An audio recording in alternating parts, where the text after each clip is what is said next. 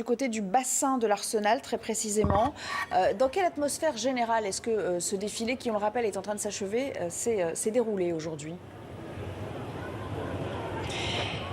Eh bien Nelly, tout d'abord, les personnes que nous rencontrions au début de la manifestation qui arrivait autour du bassin de l'Arsenal nous disaient qu'ils se sentaient parqués, encerclés. On a pu entendre une manifestation, c'est pas fait pour tourner en rond, des slogans, des pancartes enfermés dehors. C'est sûrement le dispositif de sécurité, comme vous pouvez le voir derrière moi, qui était mis en cause. Les policiers, les CRS ont installé des grilles plus tôt dans la matinée. Et donc il n'y avait vraiment pas d'échappatoire. Les manifestants n'avaient pas le choix, ils étaient obligés de faire une boucle. Il y avait donc ce sentiment un peu d'étouffement.